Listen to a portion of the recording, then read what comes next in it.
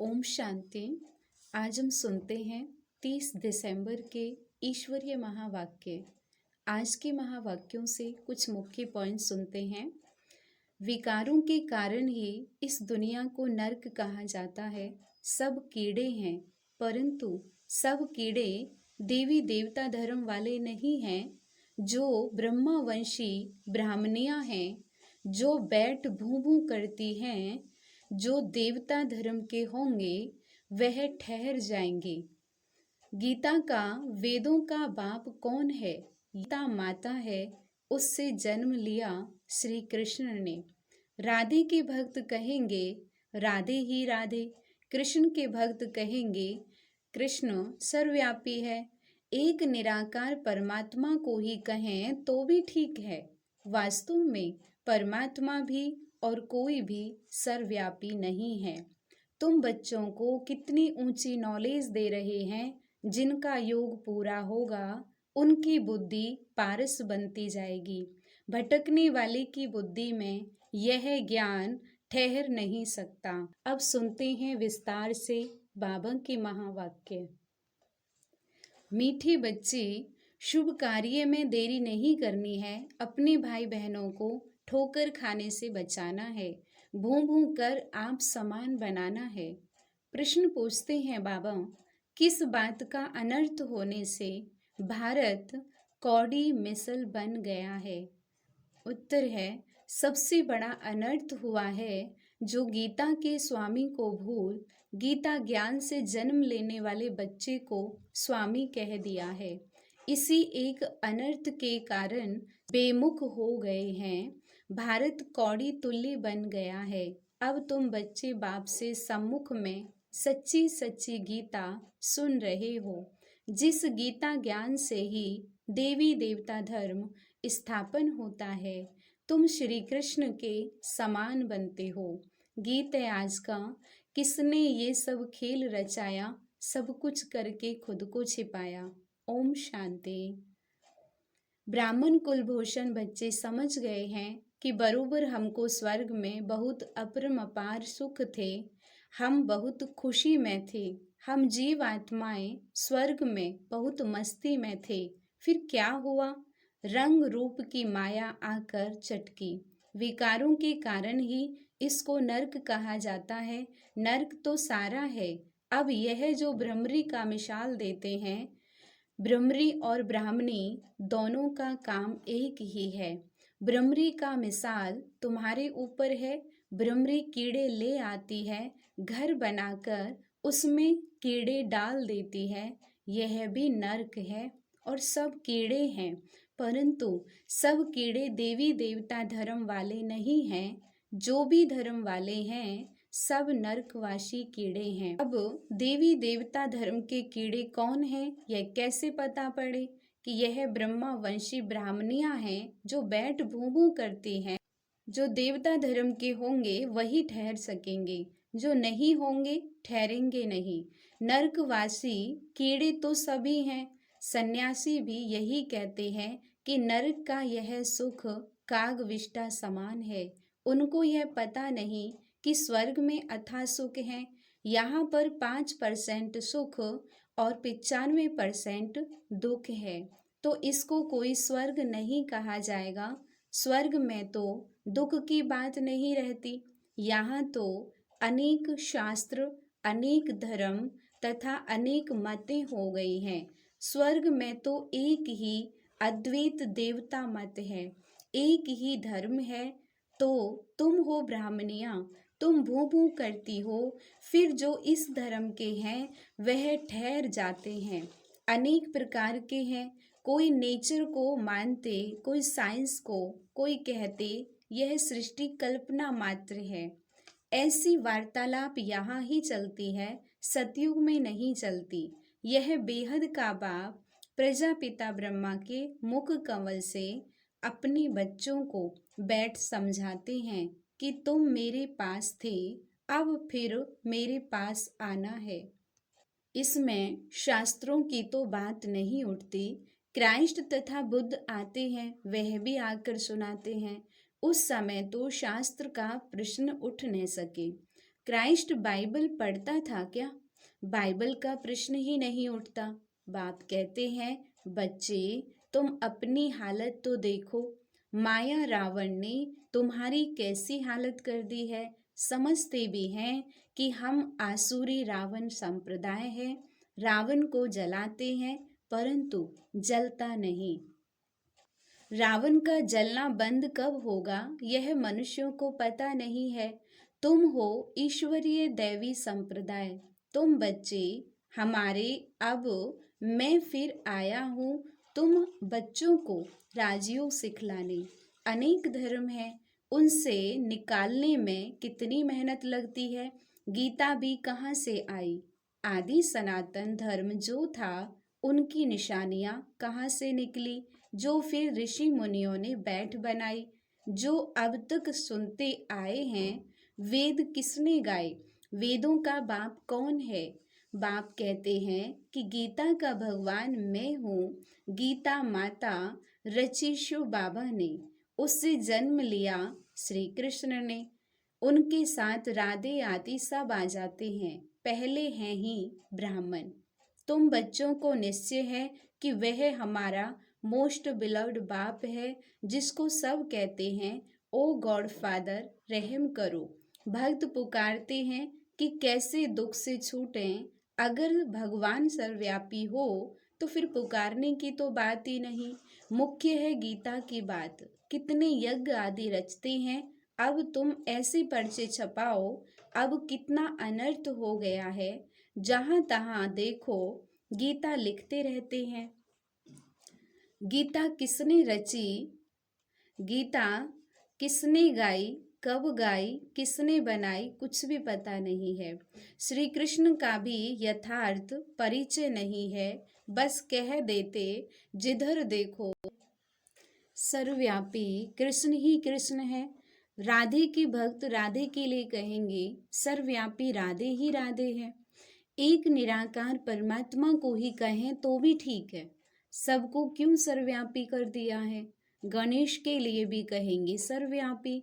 एक ही मथुरा शहर में कोई कहेंगे श्री कृष्ण सर्वव्यापी है, कोई कहेंगे राधे सर्वव्यापी है।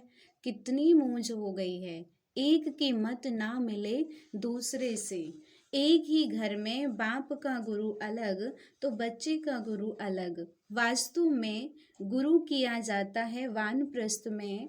बाप कहते हैं मैं भी आया हूँ इनकी वानप्रस्थ अवस्था में। दुनिया में तो जितना जो बड़ा गुरु होता है उनको उतना नशा रहता है। आदि देव को महावीर भी नाम दिया है, हनुमान को भी महावीर कहते हैं। महावीर तो तुम शक्तियां हो। देलवाड़ा मंदिर में शक्तियों की शेर पर सवारी है और पांडवों की हाथियों पर।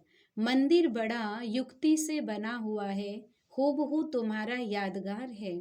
तुम तो उस समय होंगे नहीं जो तुम्हारा चित्र दें। मंदिर तो द्वापर में बने हैं, तुम्हारे चित्र कहाँ से आएंगे। सर्विस तो तुम अभी कर रहे हो, बातें सब अभी की हैं, उन्होंने बाद में शास्त्र बनाए हैं। हम अगर गीता का नाम ना लें तो मनुष्य समझेंगे पता नहीं यह कौन सा नया धर्म है। कितनी मेहनत लगती है, वह इस दुनिया में सिर्फ धर्म स्थापन करते हैं। तुमको तो नई दुनिया के लिए बाप तैयार करते हैं। बाप कहते हैं मेरे जैसा कर्तव्य कोई कर न सके, सब पतितों को पावन बनाना पड़ता है। अब तुम बच्चों को वार्निंग देनी पड़े, भारत में कितना अनर्थ हो गया है, फिर जिस कारण ही भारत कौड़ी तुल्य बना है। बाप ने गीता माता द्वारा श्री कृष्ण को जन्म दिया, उन्होंने फिर श्री कृष्ण को गीता का स्वामी बना दिया है। गीता का स्वामी तो शिव है, उसने गीता से श्री कृष्ण को जन्म दिया। तुम सब संजय हो, सुनाने वाला एक शिव बाबा है। प्राचीन देवी देवता धर्म का रचने वाला कौन, यह सब लिखने में बुद्धि चाहिए। गीता से हम जन्म ले रहे हैं, मम्मा राधे और यह फिर श्री कृष्ण बनेगा। यह गुप्त बातें हैं ना, ब्राह्मणों का जन्म कोई समझ न सके। बात ही है श्री कृष्ण और परमात्मा की, ब्रह्मा, श्री कृष्ण और शिव बाबा। यह सब बातें गुह्य हैं ना। इन बातों को समझने वाला बड़ा बुद्धिमान चाहिए। जिनका योग पूरा होगा उनकी बुद्धि पारस बनती जाएगी। भटकने वाले की बुद्धि में यह ठहर ना सके। बाबा तुम बच्चों को कितनी ऊंची नॉलेज दे रहे हैं। विद्यार्थी अपनी बुद्धि भी चलाते हैं ना, तो अभी बैठकर लिखो। शुभ कार्य में देरी नहीं करनी चाहिए। हम सागर के बच्चे अपने भाई बहनों को बचाएं। बेचारे ठोकर खाते रहते हैं। कहेंगे बीके इतनी रड़ियां मारती हैं, कुछ तो बात होगी।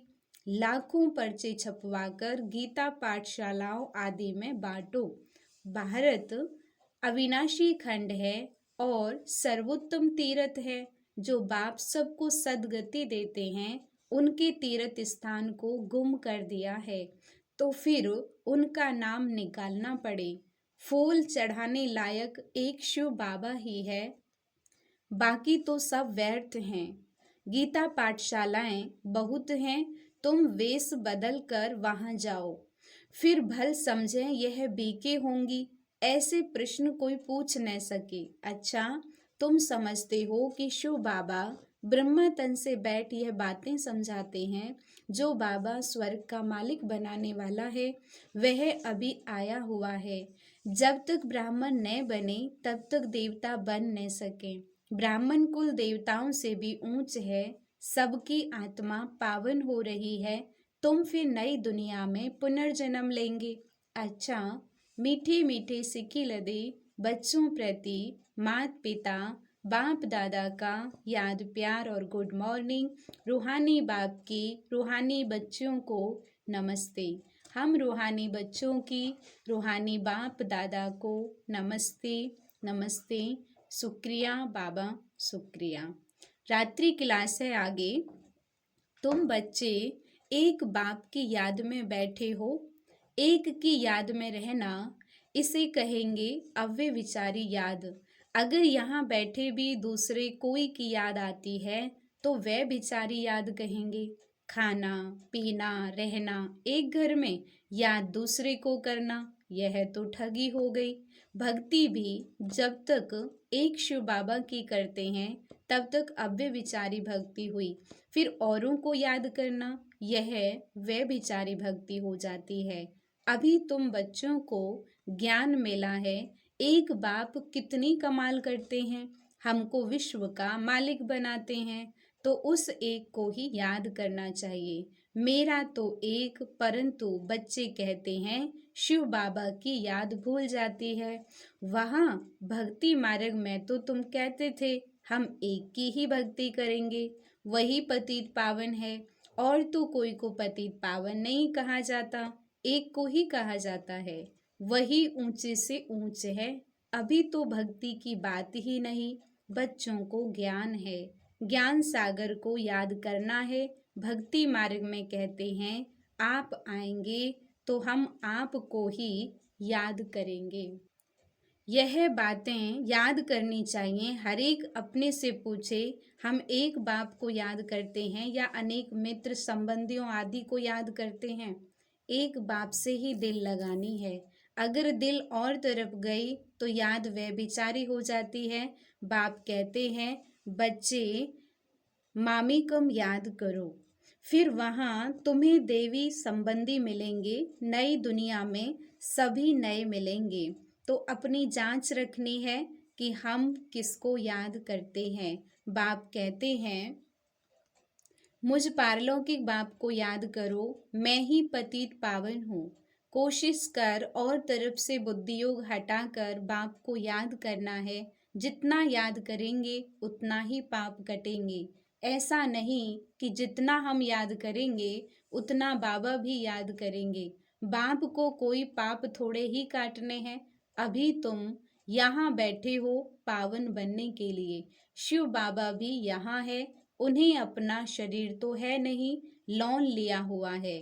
तुम्हारी बाप से प्रतिज्ञा की हुई है, बाबा आप आएंगे तो हम आपके बन नई दुनिया के मालिक बनेंगे। अपने दिल से पूछते रहो, यह तो जानते हो बुद्धि योग की लिंक घड़ी घड़ी बाप से टूट जाती है। बाप जानते हैं लिंक टूटेगी, फिर याद करेंगे, फिर टूटेगी। बच्चे नंबरवार तो पुरुषार्थ करते ही हैं। अच्छी रीति याद में रहें तो इस डिनाइस्टी में आ जाएंगे, देवी राजधानी में आ जाएंगे। अपनी जांच करते रहो, डायरी रखो, सारे दिन में हमारा बुद्धि योग कहाँ कहाँ गया, तो फिर बाप समझाएंगे। आत्मा में जो मन बुद्धि है वह भागती है। बाप कहते हैं भागने से घाटा पड़ जाएगा, मुझे याद करने से बहुत फायदा है, बाकी तो नुकसान ही नुकसान है। याद करना है मुख्य एक को, अपने ऊपर खबरदारी रखनी है। कदम कदम पर फायदा, कदम कदम पर घाटा।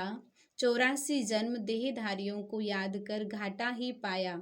एक एक दिन होकर 5000 वर्ष बीत गए, घाटा ही हुआ। अभी बाप की याद में रहे, फायदा करना है। ऐसे विचार सागर मंथन कर ज्ञान रतन निकालने हैं। बाप की याद में एकाग्रचित हो लगना है। कई बच्चों को कौड़ियां कमाने की चिंता रहती है, माया धंधे आदि के विचार ले आती है।